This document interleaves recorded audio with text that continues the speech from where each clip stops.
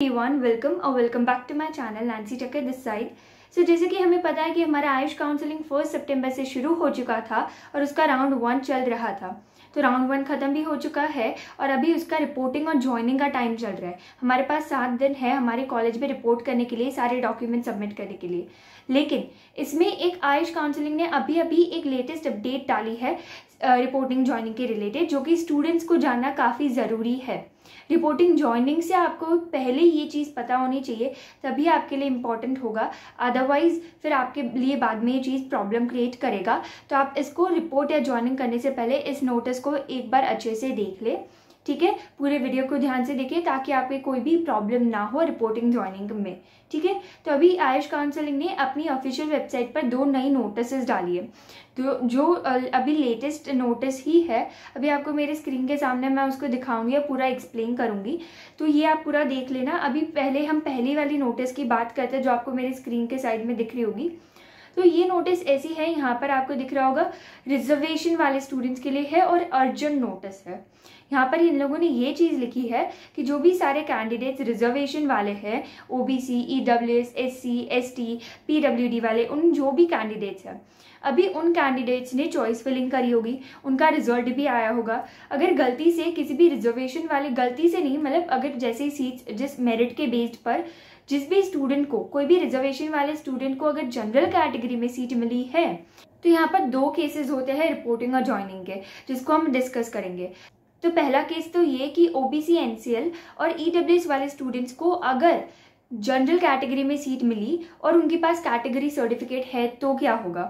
तो उनकी जो भी सीट होगी, उनका कैटेगरी कन्वर्ट करे बिना उनको वो वाली सीट अलॉट कर दी जाएगी। वो वहाँ पर रिपोर्ट और ज्वाइन कर सकते हैं।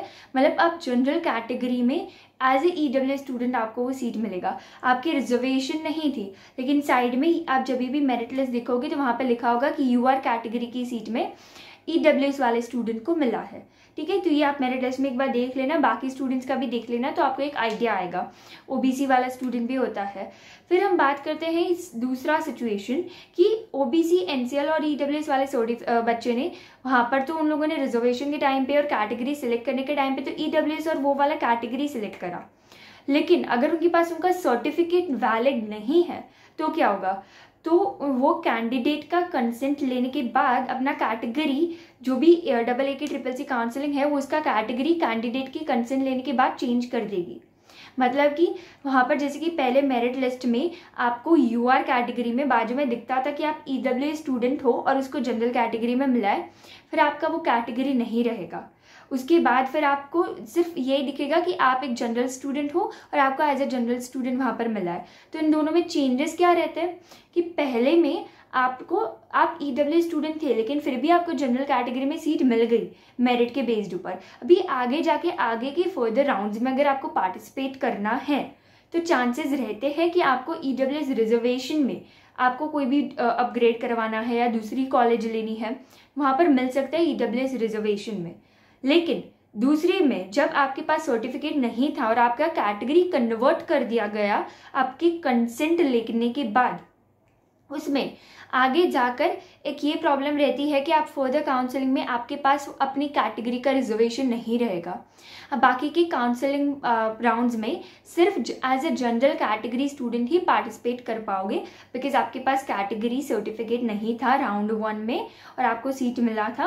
वो लोग आपका कंसेंट मांगेंगे तभी आपको सीट देंगे, उसके अलावा आपको कोई ज़बरदस्ती इस चीज़ में नहीं करेगा।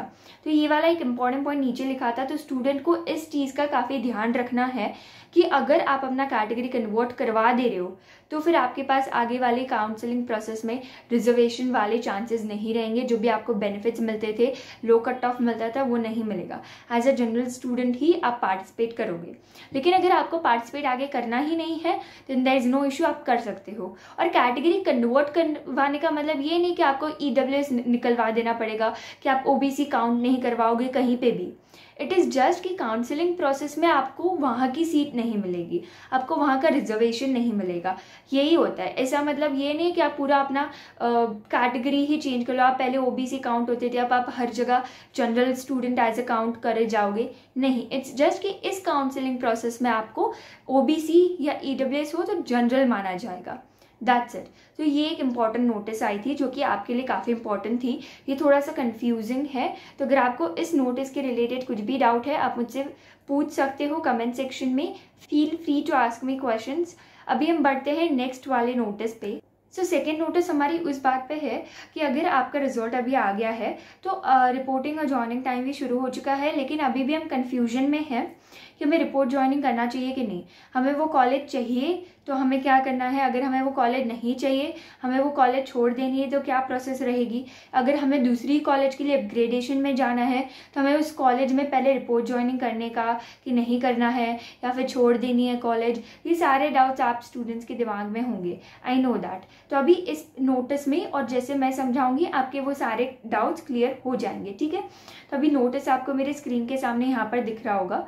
तभी आप जब इसको पढ़ोगे तो पहले मैं बता दूं कि यहाँ पर ऊपर पहले हमारा रिपोर्टिंग ज्वाइनिंग टाइम लिखा गया है विच इज 7 सितंबर को सुबह 11 बजे से 13 सितंबर को शाम 5 बजे तक आप रिपोर्टिंग और ज्वाइनिंग इन 7 दिनों के बीच में कर सकते हो।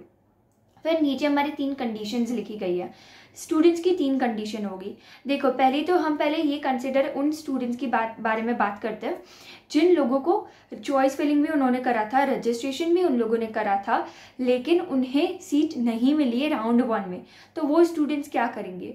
तो उन स्टूडेंट्स को कुछ नहीं करना है। अगर राउंड 2 में आगे पार्टिसिपेट करना चाहते हैं तो जैसे ही राउंड 2 शुरू होगा और तब आपको वापस रजिस्ट्रेशन करने की भी ज़रूरत नहीं है, तब आपको वापस रजिस्टर करने की भी ज़रूरत नहीं है, कुछ करने की ज़रूरत नहीं है। आपको बस फ्रेश चॉइस फिलिंग जैसे ऑप्शन ओपन होगा, चॉइस फिल करना है, लॉक करना है, सबमिट कर देना है और सेकेंड राउंड का वेट करना है।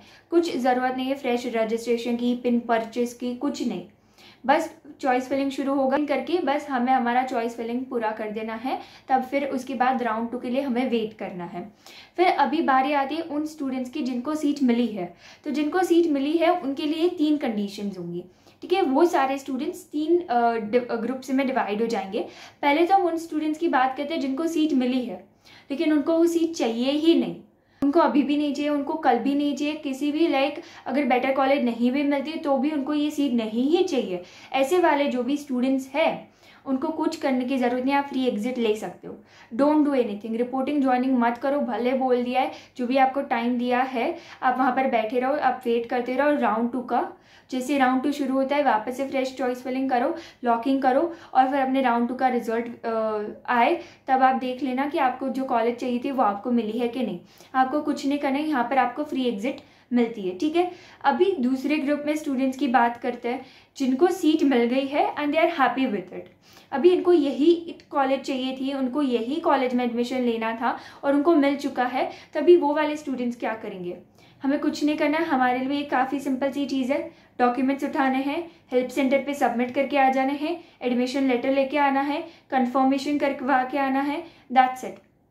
फिर जैसे ही हमारा नया बैच शुरू होता है तब कॉलेज जाना शुरू कर देना है। तब तक हमें राउंड 2, राउंड 3 या किसी भी चीज़ में पार्टिसिपेट नहीं करना है, कुछ नहीं करना है हमें।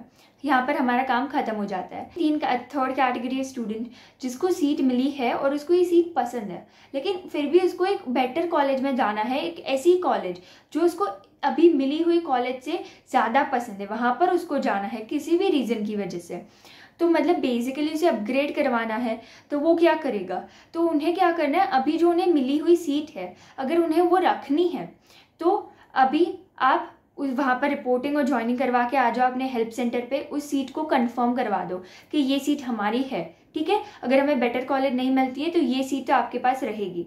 फिर जैसे राउंड 2 शुरू होता है आप चॉइस फिलिंग वापस से करो, ठीक है। चॉइस फिलिंग आप वापस से करोगे, फिर रिजल्ट आएगा। फिर अगर आपको अपग्रेडेशन में दूसरी कॉलेज मिल गई तो आप वो वाली कॉलेज में फिर एडमिशन ले सकते हो। और इसमें क्या होता है ना, आपके पास ये चॉइस ये नहीं रहता कि दोनों कॉलेजेस होगी। आपने राउंड 2 में चॉइस फिलिंग करा, रिजल्ट आया, जो भी कॉलेज मिली नई वाली, तो आपके पास ये कॉलेज भी रहेगी, आपके पास पुरानी वाली भी रहेगी। फिर आप उसमें से डिसाइड करोगे कि मेरे को कौन सी चाहिए।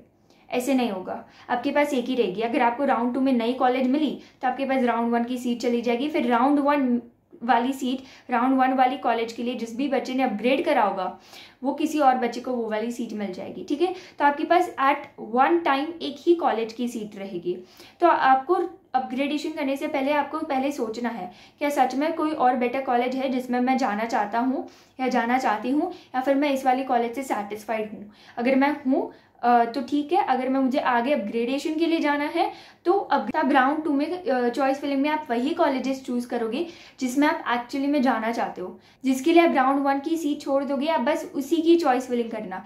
ये नहीं है आपको जो कॉलेज नहीं चाहिए उसकी भी चॉइस फिलिंग कर दी, जिसका लो कट ऑफ था जो आपको नहीं चाहिए थी वो भी डाल दी, और अगर गलती से फिर वो मिल गई तो फिर आपको वहां पर आपको वो वाली सीट मिल जाएगी, और आपको जो ये वाली राउंड 1 में बेटर कॉलेज वाली सीट मिली थी वो चली जाएगी आपके हाथ से, और ये वाली आपके पास राउंड 2 की सीट होगी।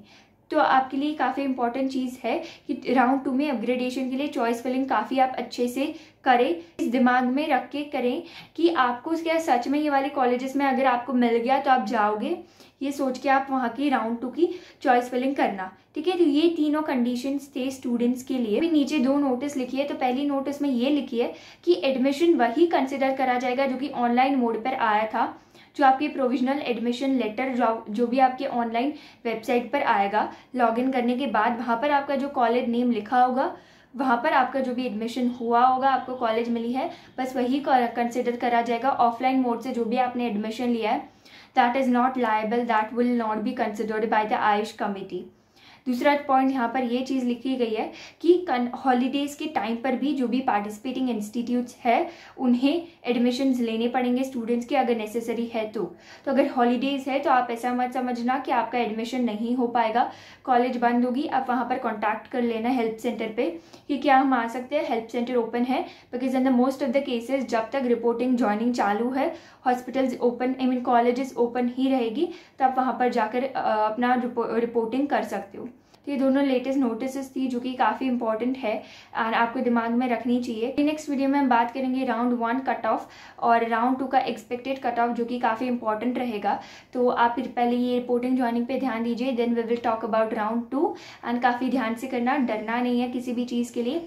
और अगर कोई भी प्रॉब्लम हो you can ask me in the comment section, या फिर आप मुझे ईमेल कर सकते हैं। So thank you so much for watching this video till the end. I see you in the next video with the latest updates. तब तक keep smiling and stay healthy.